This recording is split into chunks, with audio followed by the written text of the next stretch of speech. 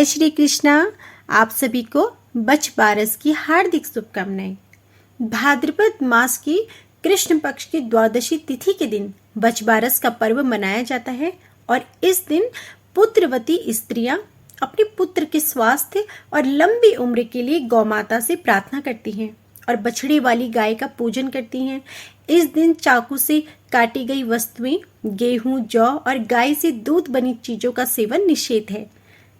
एक दिन पहले ही रात्रि को बछ बारस के लिए मूंग, मोठ, चने और बाजरा भिगोकर रख दिया जाता है। उसे भिजौना कहते हैं। इस वर्ष बछ बारस की पूजा एवं व्रत 11 सितंबर 2023 दिन सोमवार के दिन किया जाएगा। हमारे आराध्य श्री कृष्ण जी को गायों से बहुत प्रेम था। उन्होंने गौ सेवा के महत्व को लोगों को बताया और गाय को माता कहकर उसकी पूजा को प्रतिपादित किया था।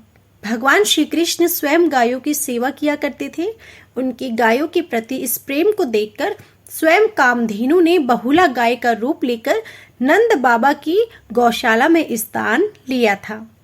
तो अब बछ बारस की व्रत कथा आरंभ करते हैं।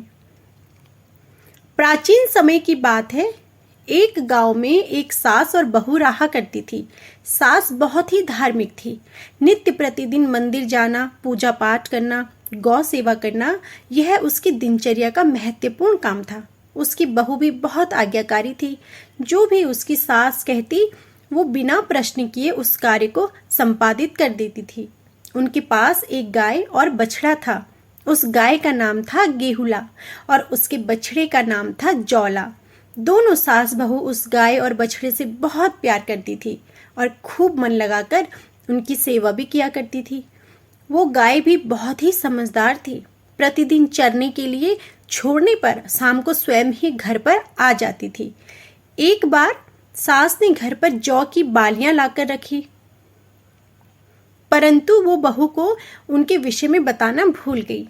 सास हर दिन की भांति प्रातःकाल उठकर अपने नित्य कर्मों से निवृत्त होकर मंदिर जाने के लिए तैयार हुई और गाय को चरने के लिए छोड़ दिया। मंदिर जाते जाते उसने अपनी बहू को आवाज लगाकर कहा, बहू, मैं मंदिर जा रही हूँ। जब तक मैं वापस लौटकर आऊं तब तक तू जौ लाकर काट कर उबालने के लिए रख देना। बहू को घर पर रखे जौ के विषय में कुछ भी पता नहीं था। उसको अपनी सास की बात सुनकर ऐसा लगा कि उसकी सास ने उसे जौला यानी गाय के बछड़े को काटकर उबालने के लिए कहा है। यह सुनकर वो सोच में पड़ गई कि आज सासू माँ ने कैसी बात कह दी। अगर मैं उनकी बात मानती हूँ तो मुझे इस निरीह बछड़े की हत्या करनी पड़ेगी, जिससे मुझे गौ हत्या का पाप लगेगा। लेकिन अगर उनकी बात नहीं मानती हूँ और उनकी कहे अनुसार नहीं करती हूँ तो उनकी अवज्ञा होगी, वो भी मेरे लिए पाप के समान ही है। वो इसी धर्म संकट में उलझ गई थी। बैठी बैठी यही सोची जा रही थी कि अब मैं क्या करूं और क्या ना करूं। अंत में उसने अपनी सास की आज्ञा का पालन करना ही अपना धर्म कहा और गाय के बछड़े यानी जौला को काटकर बर्तन में उबालने के लिए रख दिया। परंतु उस बछड़े की हत्या करके उसके मन को बिल्कुल भी चैन नहीं मिल रहा था और वो उसका दुख मानकर बस रोई जा रही थी। जब उसकी सास वापस आई तो उसकी आंखें घर का दृश्य देखकर आश्चर्य से फटी रह गई। घर में खून ही खून फैल रहा था। जहां तहां खून के धब्बे देखकर उसने अपनी बहू को आवाज लगाई। उसकी बहू रोती हुई उसके सामने आई। तब सास ने उससे पूछा कि यह घर में खून कहाँ से आया। तब बहू ने सास को उसकी आज्ञा याद कराई और कहा कि यह रक्त जौला का है। मैंने आपके कहे अनुसार उसको काटकर उबालने के लिए रख दिया है। बहू की बात सुनकर सास ने उसे कहा, मैंने तुम्हें घर में रखे जौ काटकर उबालने के लिए कहा था, ना कि गाय के बछड़े को काटकर उबालने के लिए कहा था। यह सुनकर बहू अपनी सुध बुध खो बैठी। उसकी सास का भी दुख के मारे बुरा हाल हो गया। तब सास ने हिम्मत करके अपनी बहू को संभाला और उसे अपने साथ अपने इष्ट देव के मंदिर लेकर गई। वहां पहुंचकर दोनों सास बहू हाथ जोड़कर उनके आगे खड़ी हो गई। उनके सामने बारंबार माथा टेककर नाक रगड़कर बहू की उस गलती के लिए क्षमा मांगने लगी। सास ने कहा, हे प्रभु, मैंने सदा ही आपका ध्यान और पूजन सच्ची श्रद्धा एवं भक्ति के साथ किया है, हमेशा धर्म का पालन किया। मेरी आपसे विनती है कि यदि मेरी बहू ने यह सब जानबूझकर किया है तो इसे सजा दो, और अगर इससे यह भूलवश हुआ है तो इसे क्षमा करो और उस बछड़े को पुनः जीवित कर दो। दोनों सास बहू मंदिर में भूखी प्यासी ईश्वर का ध्यान करती रही। जब शाम होने लगी तब उन्हें लगा कि अब गाय चरकर वापस आने वाली होगी और अपने बछड़े को जीवित ना पाकर उसका क्या हाल होगा, और यही सोचकर वो मंदिर से घर के लिए रवाना हो गई। घर पहुंचकर उन्होंने देखा कि गाय भी आ चुकी है। सास बहू आगे के बारे में सोचकर भयभीत हो रही थी। तभी जैसे ही गाय रंभाती हुई घर की ओर बढ़ी, उसका बछड़ा घर के अंदर से दौड़ता हुआ अपनी माँ के पास आ गया। यह देखकर सास बहू दोनों विस्मित हो गई और बार बार ईश्वर का धन्यवाद देने लगी। तब उन्होंने घर आकर उस गाय और बछड़े की खूब सेवा करी। तब से स्त्रियां अपनी संतान की रक्षा और लंबी आयु के लिए बछबारस का व्रत एवं पूजन करती हैं। तो यह थी बछबारस की संपूर्ण कथा। अब जानिए बछबारस के दिन की जाने वाली पूजा की संपूर्ण विधि।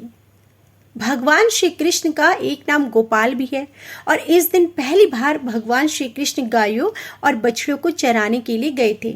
माता यशोदा ने श्री कृष्ण को खूब सजा धजा कर और पूजा पाठ कराकर इस दिन गाय चराने के लिए भेजा था।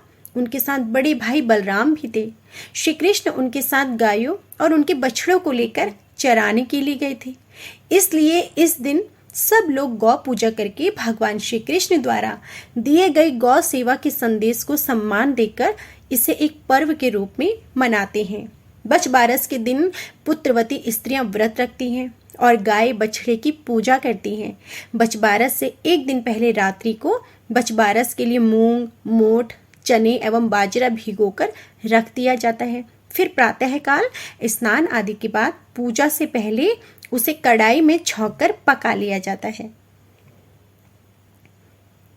व्रत करने वाली स्त्री को बछबारस के दिन प्रातःकाल स्नान आदि से निवृत्त होकर स्वच्छ कपड़े पहनने चाहिए। यदि आपके घर में बछड़े वाली दूध देने वाली गाय हो तो उस बछड़े के साथ स्नान कराएं। फिर गाय और उसके बछड़े को नया कपड़ा उड़ाकर हल्दी चंदन से तिलक करें, फूलों की माला पहनाएं, अगर संभव हो तो उनके सींगों को भी सजाएं।